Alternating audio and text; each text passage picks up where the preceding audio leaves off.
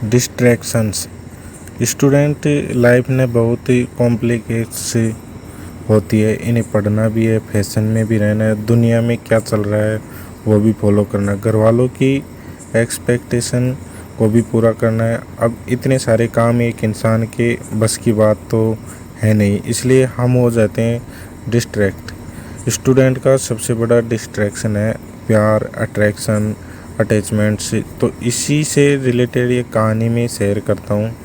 Student life में topper होना सबसे अच्छी फीलिंग है। आपको सब पसंद करते हैं, सब आपसे खुश रहते हैं। इस कहानी में एक लड़का है जिसका नाम है राहुल। सब उसे पसंद करते थे, आखिर करे भी क्यों ना, वो क्लास का टॉपर था। उसके मम्मी पापा थोड़े से स्ट्रिक्ट थे, वो चाहते हैं थे कि राहुल का पूरा ध्यान पढ़ाई में रहे। पढ़ाई के अलावा बाकी चीज़ों के लिए उसे बहुत लिमिटेड टाइम ही मिलता था, और राहुल भी इसी रूटीन में डल चुका था।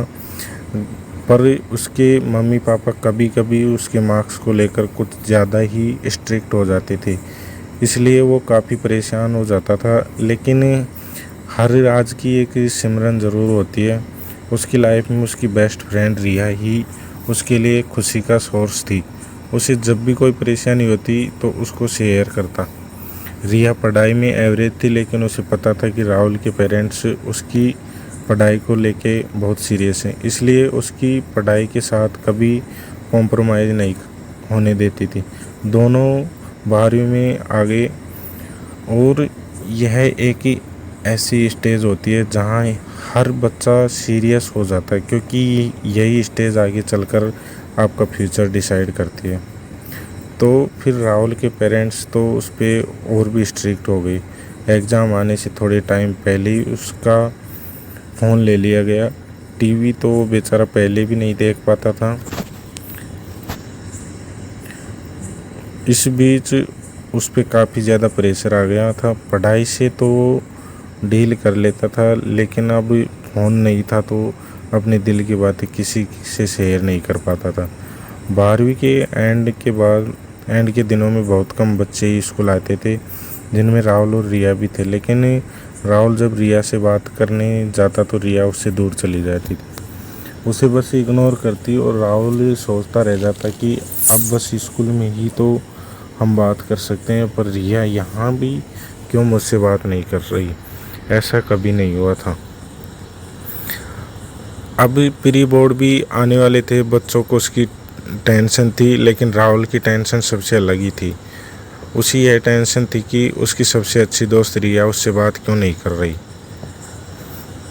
अब प्री बोर्ड का दिन आ गया, दोनों जाके डेस्क पर बैठ गए। राहुल बस रिया की तरफ देख ही रहा था कि अब वो ऑल द बेस्ट कहेगी, पर रिया ने उसकी तरफ नहीं देखा। बचपन से लेकर अब तक कभी ऐसा कोई एग्ज़ाम नहीं गया था जिसमें उन्होंने एक दूसरे को विश नहीं किया। राहुल बहुत ही ज़्यादा डिस्टर्ब था इस टेंशन में। उसने पढ़ाई भी अच्छे से नहीं की थी, वो बस पेपर लेके बैठा रहा। और थोड़ी देर बाद अचानक उसकी चेस्ट में पेन शुरू हो गया।